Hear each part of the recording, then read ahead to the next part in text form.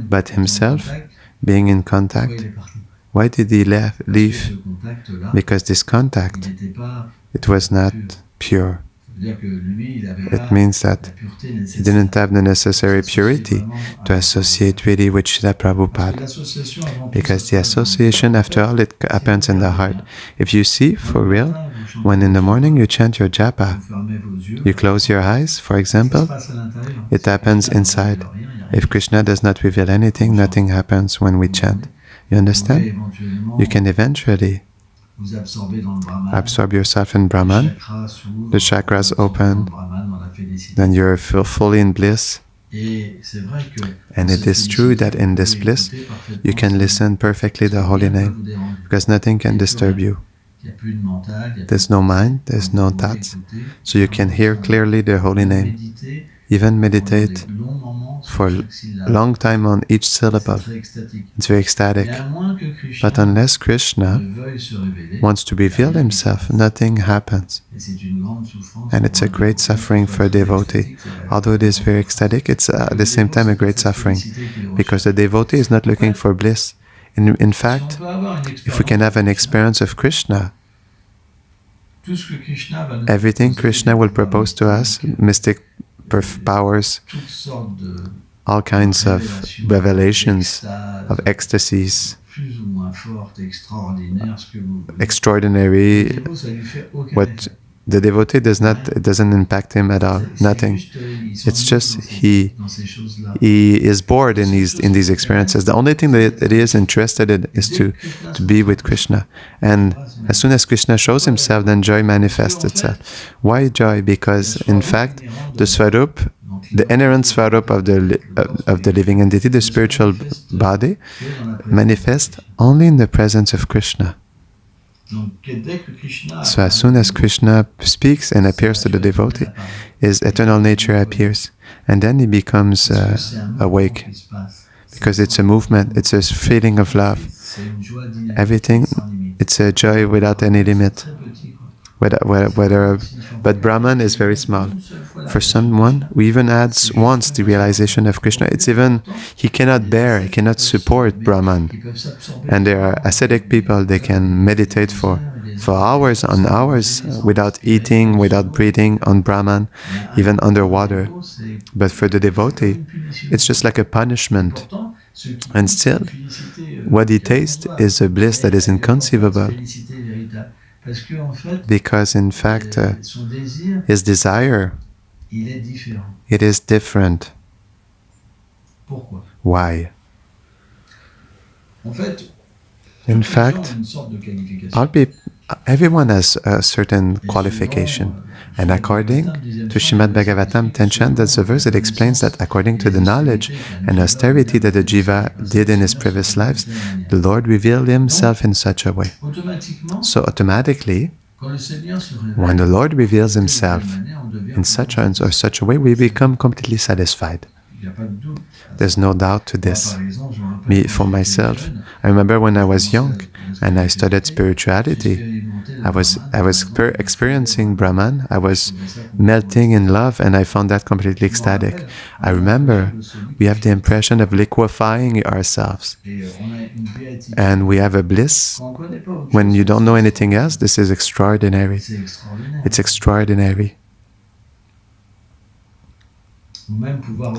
Even to be able to feel in your heart that Krishna is in our heart and that is in the heart of every living entity, this is something extraordinary, because there's no fear, there's no anxiety. The Lord can speak to us, we see Him everywhere. It's something extraordinary. But if someone tasted the sweetness of Krishna, all these things, it's just like a gopi, for example. Krishna, one day, the gopis were looking for Krishna, and Krishna took the form of Narayan. And when they saw Narayan, they offered their obeisances to Narayan. But which question did they ask? What was their question? Did you see Krishna? This is to tell you, and Narayan is the Supreme Lord. He has all opulences. And we can have a certain relationship with him. He manifests beauty, a certain softness. But Krishna is so attractive that when we were attracted by him, it's extremely difficult to attach ourselves to something else. Because everything is so much imperfect. Everything is so imperfect. Of course, we need love. Of course, the soul has this tendency to attach itself. The soul cannot do otherwise but to love. But as soon as a devotee starts to love something different from Krishna, it brings him back to Krishna, even more powerful. Because it's only unhappiness in this world. Only unhappiness. As soon as we attach ourselves, we suffer. As soon as you will know attachment, you will know suffering. The more you are attached, the more you suffer. You can do whatever you want. It works like this. And I got this realization. Sometimes I think, it happens I can think. We have a brain, we must use it. And I was thinking, the functioning of this world is very terrible. When we are attached, we experience suffering with the object of attachment. We must, since we do not have any means to detach ourselves, because the soul is obliged to attach itself. So the living beings, what do? They transport this attachment to another person to detach themselves from the previous attachment. And as long as it brings bliss, it's okay. So we pass to different people like that all the time, to try to find satisfaction. You understand the point? And this is the cause of samsara, cycle of birth and death. That's what we call fruitive activity. It means we act in a way to find satisfaction. When we don't find it with someone, that this attachment generates suffering, we transport this attachment to another person to forget the previous attachment. Did you ever experience this before? I'm sure all of you. You understand? Without this, it's death. You understand? Without this, we're dying because of attachment. We suffer terribly. But in Vrindavan, the only problem is that there's no one more beautiful than Krishna, no more sweet than Krishna. No one can have more qualities than Krishna. So when we are attached to Krishna, and that Krishna is hiding from us, we cannot bring our attachment to someone else. Sometimes Radharani, when she suffers, her friends, they tell her, but forget your attachment to Krishna. Forget. Abandon your attachment. You understand? But since, even though Radharani tries, Krishna becomes even more powerful in her heart. It's impossible to abandon attachment to Krishna. That's why, even if Krishna may hide himself from the devotee and make him suffer, the devotee cannot lose his attachment to Krishna. It's impossible. And even though sometimes we can be lost in this world and we try to attach ourselves to someone, it is impossible for us to be truly attached, because the object is not pure. The object is not good. People in this world, they don't understand anything to love. They cannot love because they don't know themselves personally. How can you love if you don't know yourself? Arjuna, you think you can love with the way you are? We can love with a spiritual body. We can love when we know ourselves truly, because otherwise it is not possible. Where is the love of previous lives? Where are they? Your lovers, your attachments. Where is this remembrance of your previous lives? You got, but still you forgot, and you became attached to other people. It's true.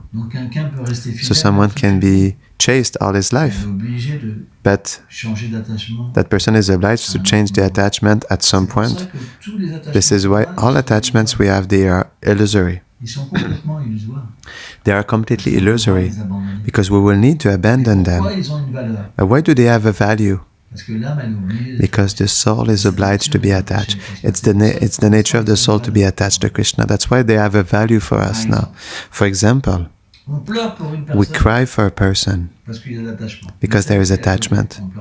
But the other person, we don't cry for when that person is suffering.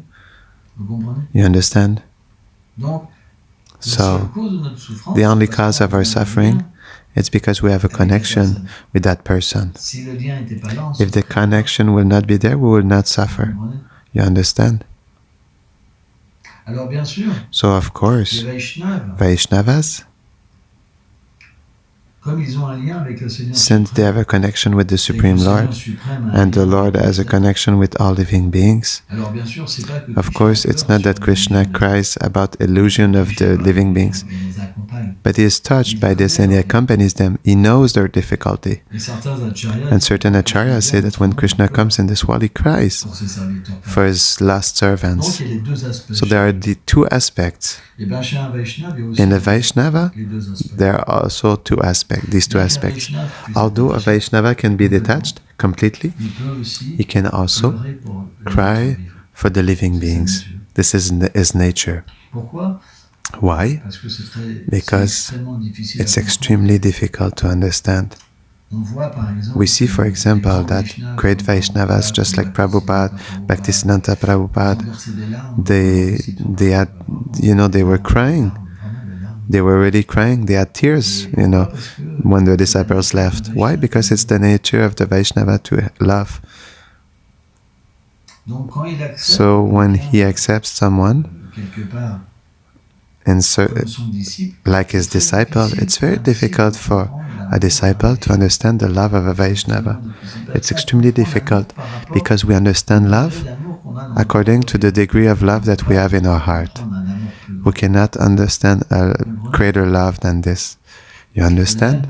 In the same way that if you have lust in your heart, you will see every living being having lust. In the same way, if you are liberated from lust, you will see people without lust. If you have the nature of a child, automatically you have a vision that is different of a man who has lust. For example, a child can see a naked woman without being agitated. Or if he comes to a certain age, it's not possible. It's like a child when he doesn't have any lust. He can wash himself naked in front of everyone, but when lust starts to act in him, he will not do this anymore. We understand this now. It's true. I remember one time, my aunt was washing me when I was a certain age, and I was not ready for that. Even small, we have a conception that we became a man and that I'm being washed by a woman. We do not want to be naked, for example. I remember it shocked me. This I don't have few memories of my life, but this I remember. Why? Because at a certain age, when lust is awake, we make a discrimination. We become attracted. There's attraction that manifests. But the more with spiritual life we liberate ourselves from this identification with the body by the spiritual experience that we are the soul, and naturally less will be attracted by women, by men, and we will be able to have connections that are pure also. For example, when Shukadev Goswami, he was naked, although he was naked, he saw celestial beings, celestial ladies bathing in the lake. They did not cover themselves because he was pure. They felt he was pure. And when Vyasadeva came, they covered themselves. Why? Because in his vision, it's not that Vyasadeva was not pure. but he had the conception that this is my son. You understand? You know what I mean? So when Vyasadeva was approached, they covered themselves, but not when Shukadev Goswami passed, because his conception was pure. It's like this. Everywhere where Shukadev Goswami was passing, all living beings, they were receiving him in their heart. Because people like this, we need to have them in our heart. It's an essential need. In fact, the Vaishnava, when they reveal themselves in this world, they are so beautiful and so attractive that all of them everyone desire to have them in their heart. It's a strong desire to bear a Vaishnava in our heart because it's a source of liberation, of bliss. Because when we attach ourselves to persons who have this qualification of love of God, automatically it allows us to liberate ourselves from all attachments that are incarcerating us in this world. That's why Srimad Bhagavatam explains that the attachment to our pure devotees opens the door to liberation, opens the door of the cycle of birth and death. That is why the attachment to the pure devotee is so beautiful, so satisfying, and this is the goal. And it's a big punishment to not have an attachment to the Vaishnava, because it would mean that we'll have to come back again. We'll have to attach ourselves to persons that are not qualified and get birth again and again and again. But this attachment to Vaishnavas is a special gift that Krishna gives. It's not that everyone can have it. It's a special gift. It's for simple people, for devotees. Because as soon as we receive the association of a Vaishnava in our heart, what does a Vaishnava do? He chants in our heart. He cleanses our heart. He gives us his remnants. He gives us everything, his jewels in his heart, and we obtain Krishna Prema. He does it, that's true. But so many people saw great Vaishnavas and did not become pure devotees. They even fell down. It's not so simple. It's, we must ourselves have a greed.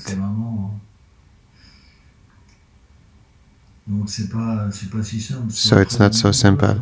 After many lifetimes to receive the association of a pure devotee. An association that means in our heart, not just like a servant who served for 8-10 years, a great Vaishnava, and then who fell down for 20 years. This is not association. We speak about association in the heart. That means that the devotee reveals himself in the heart. And when he reveals himself in the heart, it's much more powerful than externally, because many fell down. They saw the pure devotee externally. But those who had darshan inside and were able to have the true association of the Vaishnava did not fall down. Why? Because what we receive through this association is a complete detachment from the material world and an attachment for Krishna. To receive a pure devotee in our heart or Krishna is the same thing. Even more elevated is to have the Vaishnava in the heart, because the Vaishnava is the object of affection of Krishna. Krishna is just like justice. If you make a mistake, Krishna will hide himself. But never will a Vaishnava abandon you. Even if Krishna, he wants to apply his justice on a devotee, the devotee is just like a lawyer. He can always defend a fallen soul and cry at the feet of the Lord so that that soul can come back to God.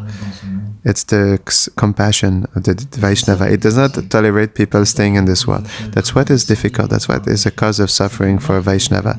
Although he desires to liberate, he wants to stay in this. They want to stay in this world, life after life. That's why Vaishnava suffers in this world. The suffering is spiritual.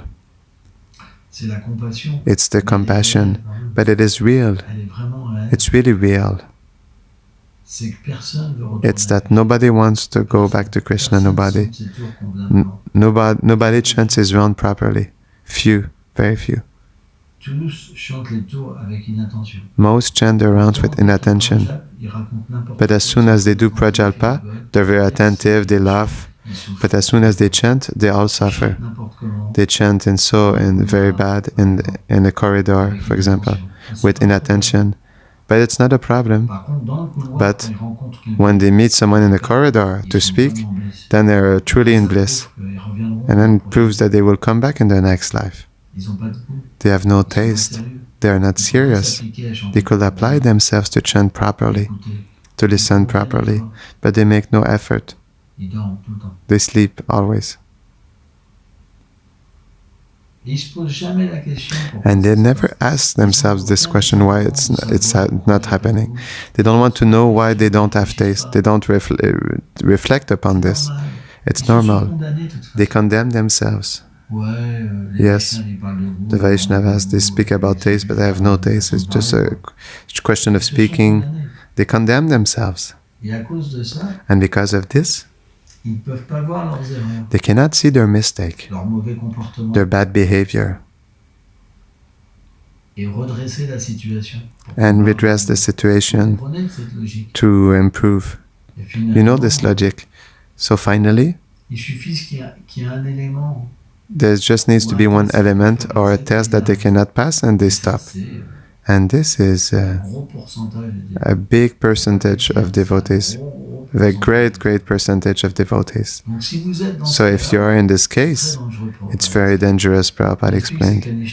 This is what it's called Kanishtadikari. It's extremely dangerous. We cannot stay there because you don't know if tomorrow you'll still be there. Your spiritual life is only holding to a thread. It can stop at any moment. It's extremely dangerous. This is why discrimination, the fact of stopping and reflect about our condition is really important. If you don't do this, you will not progress. Introspection. We must have this introspection. And this is not only one time per day. It should be many times per day. When you do something, you become angry. Think about this. Why am I acting like this? Why am I destroying myself? And we must pray. Even if it's hard, we must pray. And we must absolutely, with good association, and the fact of studying, of gradually taking good resolutions. But if you do something and you never ask yourself the question, you don't make resolutions, you will make no progress in this life. We cannot continue to do things that destroy us. Why are we like this? Why being our own enemy? Why? For example, a disciple could say to a spiritual master, "Oh Gurudev, I want to be with you, I want to love you." But Guru says, if you really want to be with me, have a good behavior first. What is the point to go to Goloka Vrindavan and if you cannot even forgive? And being envious, you understand? We start first with the base, foundation, to go back to the teachings that the Guru gave us way before. The entrance in the spiritual world starts with simple things. Good respect. Humility. Don't try to control everything. There are devotees here, they're always angry because they want to control everything. But their suffering is terrible. They can, for a moment when they are angry, show that they are strong. But after in secret, I know how much they suffer, how much they feel alone, how much they are rejected because they are rejecting themselves, putting the blame on others. This is horrible. This world is horrible because we turn in a spiral. Through our own mistakes, we eject ourselves. And at the end, we become bitter, very bitter. We transform like a gargoyle. You understand? We can only do this. It's the only reflex that we have. So we can stop this machine. It's very difficult. It's extremely difficult because this machine, this destructive machine, is very powerful. But we can stop it. But we need time. We need to reflect. At the beginning, it will come out. But we have to reflect. Why did I do this? We have to ask for forgiveness. Repair our faults. Because if we do not repair, we don't stop the engine. We don't take out the current, the plug. You must come and see a person that you offended. Maybe anger will continue, but it's just like a vent. If you take out the plug, it will have less strength at the beginning, at some point, and one day it will stop. It will leave you, and you see that people will start to love you and not to avoid you. It's not by hatred that we attract the Supreme Lord. It's by love. So all these people, in fact, who are taking the arms of hatred, never do they meet the Supreme Lord. Never they have taste when they chant the holy name. Never they will have a divine vision. What is the point? That's why we cannot continue. It destroys the community and not only our spiritual life. But if in a community there's too many neophytes, when someone becomes angry, the other becomes angry, then it comes to the other. It's just like a ball that touches everyone. Everyone becomes angry. And then it calms. And as soon as someone else comes, and then it turns around, goes for another ride. Did you ever know this? He said, oh, this person, I can't stand that person. He comes to see you, and if you're attached to the person, you say, what did he do to you? It's already the illusion. I don't like this, I don't like this. I can't stand this anymore. It's just the illusion. And after, when we meet the person, we don't love that person and we don't even know why. It's completely illusory. Such a community, it's very difficult for people to live in there. Unfortunately, there's more neophytes than people who are... More people are influenced by passion and ignorance than goodness. So in a community, it's difficult. Even people at the end, they don't want to come. Why? Because they don't have the qualities to see beyond the appearances. In the community, it's not the conditioned souls that we come to look. It's devotional service. It's the mercy that the Lord gives through His pure devotees. And the imperfections of living beings, it's to purify us, to be able to progress. So if we do not have this desire of becoming an associate of the Lord, at some point we don't come anymore. Because if we come, we do not find what we are looking for. Because what we are looking for is not bhakti. It's not love of God. What we look is friends. You understand? And the risk, what is the risk? Is that at the end we prefer to go and see a barbarian than a devotee. Because the barbarian will be more happy with me because he will tell me what I need to hear. Because the devotee, when I see his face, it's terrible. You understand? Because we are centered on ourselves. So we must be careful. We must take good resolutions. Thank you very much.